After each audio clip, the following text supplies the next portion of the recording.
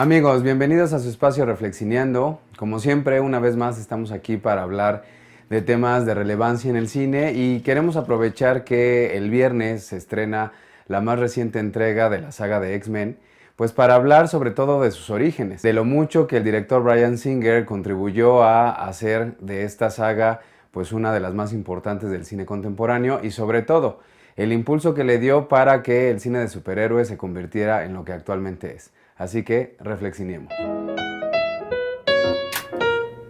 Cuando escuchamos hablar de la palabra Marvel, de la empresa Marvel, pues inmediatamente pensamos en los Avengers. Sin embargo, pues hay que considerar que uno de los primeros trabajos, de las primeras publicaciones que Stan Lee hizo por allá en la década de los 60, fue la de una historieta bautizada como X-Men, que trataba sobre un grupo de personas que habían nacido con un gen mutante que les permitía desarrollar en la época adolescente poderes extraordinarios. Evidentemente, pues el cine siempre había estado interesado en llevar a la pantalla esta historieta de Marvel. Sin embargo, pues dadas las exigencias, sobre todo de producción y de efectos visuales que requería un proyecto así, pues se estuvo deteniendo durante muchos años. De hecho, pues como todos ustedes saben, pues los superhéroes en el cine habían tenido una participación bastante discreta. Fuera de la versión de Richard Donner del 78 de Superman y de las versiones de Batman de Tim Burton a finales de los 80 y principios de los 90, pues prácticamente los superhéroes no habían ingresado al cine y los que lo habían hecho, pues como pueden ver, eran de DC. En cuanto a Marvel se refiere, pues había por ahí algunas películas de muy bajo presupuesto, del Hombre Araña, de los Cuatro Fantásticos, del Capitán América, que por lo mismo de la nula producción que tenían detrás, pues eran productos risibles, que tuvieron cero éxito y que más bien se convirtieron en productos kitsch de curiosidad para el público que hoy los quiere ver. De ahí en fuera, Marvel no había tenido oportunidad precisamente por la demanda que exigía una producción de gran nivel de llevar sus historietas a la pantalla grande. En los 90, con la llegada de los efectos visuales digitales, pues esto empezó a materializarse más y Fox adquirió los derechos de producción de una película de los X-Men. De hecho, le hizo el ofrecimiento a James Cameron, pero James Cameron no le vio como mucho futuro a la historia y decidió declinar. Y aprovechando que un joven cineasta llamado Bryan Singer venía de un éxito de crítica bastante fuerte con una película de la que hablaremos en el epílogo,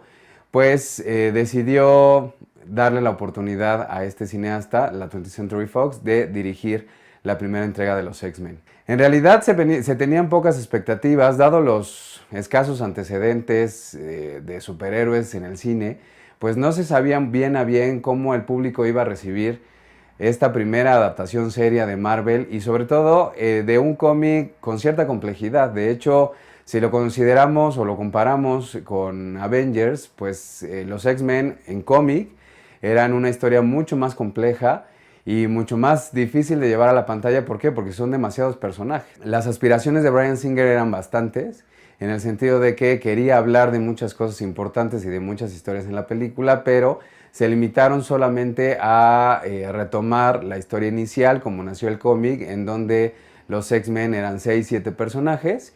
Retomaron a uno que apareció mucho después, que finalmente se convirtió en el protagónico, y de ahí comenzaron la producción de la película.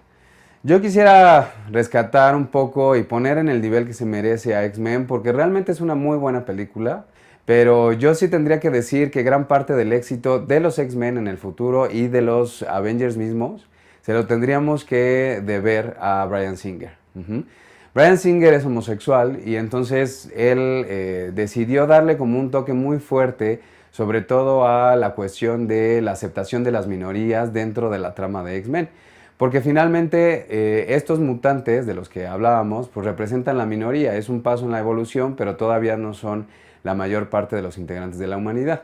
Entonces el cómic de hecho se centra en la disputa que hay entre los humanos y los mutantes, porque los mutantes representan la minoría y por lo tanto representan lo diferente, algo a lo que se le debe de tener miedo y por lo tanto hay que eliminarlo. Singer quiso centrarse en esa parte y sobre todo le dio un toque precisamente de aceptación a lo diferente, a lo raro, a lo extraño, a las minorías. Esto hace que la película en realidad no sea una película tradicional de superhéroes, es decir, no es el espectáculo, los efectos al por mayor con una historia de trasfondo, sino es una historia muy sólida sobre un grupo de personajes que tratan de hacerse espacio dentro de la humanidad, que tiene como aderezo algunos efectos visuales bastante interesantes.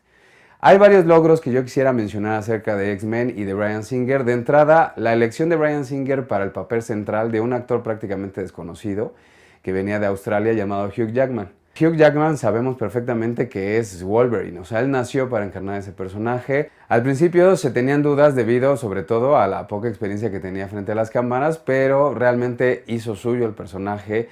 Hoy es difícil pensar en Wolverine sin pensar en Hugh Jackman. Y en ese sentido es el primer gran valor que tiene la película porque hace del protagonista una delicia. El resto del reparto fue muy interesante porque pues tiene nombres ciertamente reconocibles desde Ian McKellen, Patrick Stewart, Halle Berry, Anna Paquin.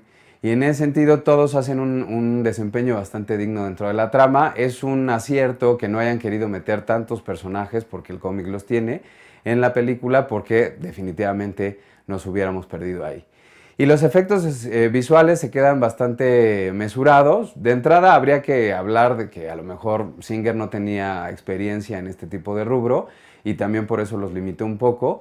Pero los que están son los que deben de estar. Agradezco mucho, por ejemplo, que las peleas se vean, ¿no? Porque actualmente las peleas suelen ser filmadas con planos cerrados y cortes inmediatos, entonces de repente no sabes ni qué está pasando. Si uno ve las peleas de X-Men, la del 2000, pues puedes perfectamente ver todo lo que ocurre en la pantalla, ¿no? Se entiende muy bien la pelea, qué está sucediendo a lo largo de ella. Y los efectos que implicaban los superpoderes de los personajes también son muy mesurados, pero muy efectivos. Entonces aquí que sea la historia lo que soporta el espectáculo es definitivamente uno de los mayores logros de la película. Y en cuanto a sus defectos, porque sí que los tiene, pues tendríamos que mencionar sobre todo que no son responsabilidad del director en realidad. La 20th Century Fox tenía inicialmente pensado estrenar la película a finales del 2000 y pues a principios del año decidió súbitamente cambiar la fecha de estreno a finales de mayo, ¿no? Esto evidentemente presionó muchísimo a Singer para terminar la película más de 6 meses antes de lo planeado y eso se refleja, creo, en el resultado final. Sí se siente un poco apresurada, demasiado cortada. El corte final, de hecho, dura solo 90 minutos, que son muy pocos considerando la cantidad de personajes y de historias que hay en la película. Entonces, la premura por estrenarla hizo que a lo mejor también los efectos visuales no estuvieran lo suficientemente acabados, que la edición fuera presurosa, etc. Entonces, creo que ese defecto es el que predomina en la película y que pudo solventar con la segunda entrega, que también fue dirigida por Bryan Singer y que definitivamente creo que no solamente es la mejor película de los X-Men hasta la fecha, X-Men 2, del 2003, sino que también es quizá una de las mejores películas de superhéroes. Porque todos los inconvenientes que tuvo Singer en la primera entrega, pues los pudo solventar en la segunda y de verdad es una película extraordinaria, es muy buena, incluso en el énfasis que hace en la temática de las minorías y en el rechazo a lo diferente, vale muchísimo más la pena. Singer ha tratado de retomar su trabajo en los X-Men posteriormente con Días del Futuro Pasado y con Apocalipsis. Pero bueno, ya considerando lo mucho que ha cambiado el cine de superhéroes, pues sí ya se siente más como parte de un cine comercial, efectista, que busca satisfacer los gustos de la mayoría, más que un proyecto como más personal y mesurado, como fueron las primeras dos entregas. Entonces habría que checar estas dos primeras entregas de X-Men y revalorar un poco la contribución que Bryan Singer hizo, repito, no solo a la franquicia de X-Men, sino al enorme poder y aceptación que tienen actualmente el cine de superhéroes, a partir de personajes que antes de estas películas absolutamente nadie o una minoría notable conocían en el cómic, ¿no? Entonces revaloremos y revisitemos estas películas en caso de que ya las hayamos olvidado. Para el epílogo de esta semana, amigos, vamos a hablar precisamente de la película que hizo que la 20th Century Fox se animara a darle la enorme responsabilidad a Bryan Singer de dirigir la primera entrega de los X-Men. Y se trata de una verdadera joya del cine de gángsters contemporáneo que se llama Sospechosos Comunes, de 1995. Es una película que comenzó siendo, me parece, un proyecto de muy bajo perfil. De hecho, es una película que costó 6 millones de dólares, que para los estándares de Hollywood es nada. Y que fue un proyecto que acarició muy cercanamente Bryan Singer en colaboración con su guionista Christopher McQuarrie, que trata sobre un grupo de delincuentes que coinciden en una cárcel, son detenidos por distintas razones y son encarcelados en la misma celda. Entonces ahí, como cada uno de ellos ha oído hablar de los demás, pues deciden ponerse de acuerdo para hacer un golpe bastante cuantioso que involucra pues droga y mucho dinero, ¿no? Entonces, a partir de ahí, pues el plan no sale muy bien, varios de estos delincuentes mueren y el aparentemente único sobreviviente pues es detenido por la policía e interrogado para saber pues cómo fue que idearon este plan y cuál era su intención, sobre todo porque el policía que va a interrogar al sobreviviente pues tiene las miras puestas en uno de los criminales, quizá el de mayor prestigio del grupo, al que le estaba siguiendo la pista desde hace un buen tiempo. Uno puede escuchar esta historia y puedes decir, bueno, pues es una historia como tradicional del cine de gángster, de mafiosos, de criminales, pero de verdad no saben la montaña rusa en la que nos mete Bryan Singer. ¿Por qué? Pues porque de entrada la línea cronológica de la película no es lineal, o sea, empezamos por el final, cuando el barco en donde van a dar el golpe explota y mueren la mayor parte de los personajes. Y de ahí vamos enterándonos de qué fue lo que pasó a través de la narración que el sobreviviente hace al policía. Tiene un final sorpresivo, o sea, me parece que uno de los finales clave en cuanto a sorpresa se refiere en la historia del cine es el de Sospechosos Comunes. Es una película que no se te puede olvidar simplemente por el final, ajá, porque te ayuda o te obliga más bien a revalorar todo lo que viste, a pensar de lo que viste, qué fue cierto y qué no, y por qué estamos llegando al final que nos plantea la película. Es una película, repito, muy pequeñita, muy sobria, pero súper bien realizada, súper bien producida en todos sus factores técnicos. Tiene una fotografía como muy exquisita, con un cuidado de la luz que te sumerge perfectamente en el ambiente gangsteril que te está contando. La música desde la escena de créditos te introduce a una historia que parece ser que va a ser, va a estar llena de secretos y de mentiras, y la edición también es una joya, es un montaje muy inteligente porque una película aparentemente muy común y corriente la hace una historia realmente envolvente. Entonces, se descubrió a partir de esta película el talento de este joven. Era su segunda película apenas, tenía 30 años, y sorprendió a la industria completa. De paso, las dos nominaciones que tuvo al Oscar las ganó, que fueron la de actor de reparto para Kevin Spacey y la de guión original. Pero creo que merecía mucho más. Creo que Sospechosos Comunes es una película que ha crecido en importancia y se ha revalorado con el paso del tiempo, porque si uno habla de las 5 mejores películas de gángsters, por lo menos de la segunda mitad del siglo pasado, Sospechosos Comunes tiene que estar ahí. Hubo algunas otras industrias que la valoraron un poco más y que premiaron a la película, la dirección de Bryan Singer, etcétera. Pero en Hollywood creo que les faltó darle el reconocimiento que merecía la película. Es una chulada que de verdad, si pueden conseguirla por ahí en internet o en alguna tienda de videos, pues no se pueden perder porque vale su peso en oro, dicta mucho de lo que fue el cine del género hacia finales del siglo pasado, y que define el buen cine hollywoodense, que tiene este matiz pequeñito e independiente que de repente no alcanzamos a valorar suficientemente bien.